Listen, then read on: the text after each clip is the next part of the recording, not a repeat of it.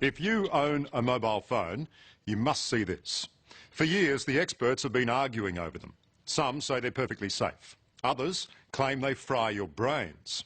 Well, an international team of doctors, including two of Australia's finest surgeons, have just released their latest comprehensive research. And as the father of young children, it really made me sit up and take notice. They say prolonged use of mobile phones could double the risk of malignant brain tumours, the deadliest of all cancers, the kind that leaves no survivors. With an entire generation now growing up hooked on their mobiles, that could be absolutely devastating.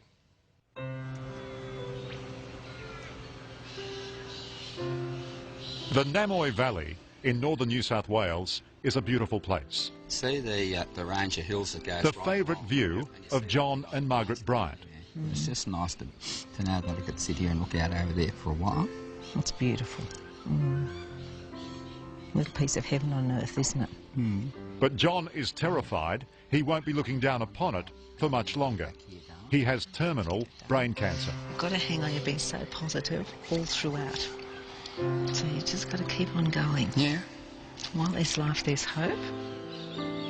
Ironically, after a life of physical toil on the land, this rough-and-tumble farmer blames modern technology for killing him, his mobile phone. Mate, there's no doubt about mine. I know what killed me. John, you're saying what killed you as if you're already dead. Yeah, well, I am dead, aren't I? I'm a dead man walking, really, aren't I? When you think about it. This is when you knew you were in a bit of strife, was it, when you first went up? Oh, yeah, when I started. Last November, John was working in his shearing shed when he lost control of the left side of his body. Doctors found a malignant tumour just behind his right ear. I told Dr. Hughes, he's a very good doctor, I said, I don't want any crap, tell me the truth, you know.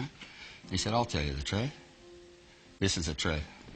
He said, with this disease, there are no survivors, everyone dies.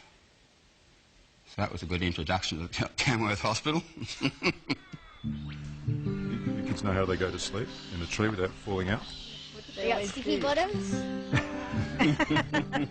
This is a large and loving family. What a big nose. The Bryants have carved a full life here through farming and the family trucking business. John's mobile phone has been an essential tool of the trade for the past 25 years. And he's in no doubt those countless hours with it glued to his ear gave him the brain tumour. I can't begin to imagine what you're going through.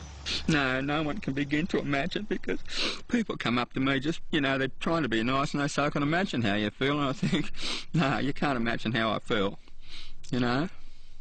And I reckon it's caused definitely by those bloody mobile phones. Dr. Teo, John insists his brain tumour has been caused by his mobile phone. Do you agree with his diagnosis? Insist is a strong word, and there are always two sides to every story. But if the question is, do I believe that mobile phones can cause brain cancer, the answer is yes, I do. Exactly. The fact that you've deteriorated so much in the last 3 days means that you probably won't survive more than about 3 more weeks with this. Yeah. It's that bad. Yeah, I know. I know it's bad. Dr. Charlie Teo is John's neurosurgeon, his last hope to beat the tumour. He's also the co-author of a frightening new study that's predicting a dramatic increase in brain tumours caused by the long-term use of mobile phones. That's a huge fear. I mean, what if we're right? Then if we're right, we're going to see a huge increase in brain tumours and brain cancer in the next decade or so. It's going to be frightening. And guess what, Lamb? We're already frightened by what we're seeing.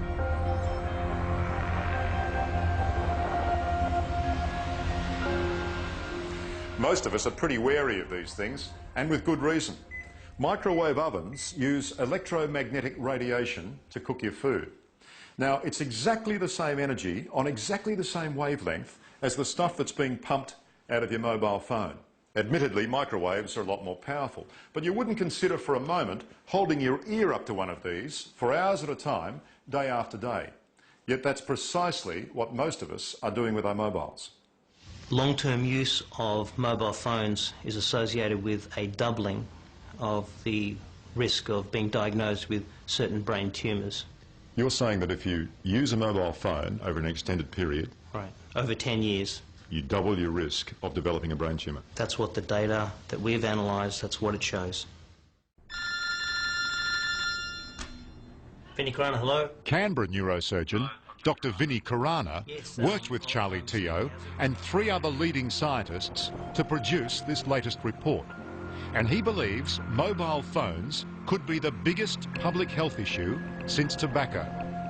Were you surprised at the size of the result? I actually think it may be a conservative estimate. You think doubling the risk is conservative? Yes. I would be very happy to be wrong about this, because the public health implications of being right about this are enormous. At the moment, there are just over 4 billion users of mobile phones. There are people as young as 3 using them. And that's where the biggest threat lies, with our kids. Today, being presented with your first mobile is an essential passport to life. Our kids inhabit a wireless world, and it's nothing for them to spend hours each day chatting on the phone. On the average, I use it about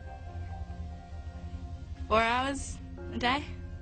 I normally have long conversations at night with people. I don't know, I use my phone a lot.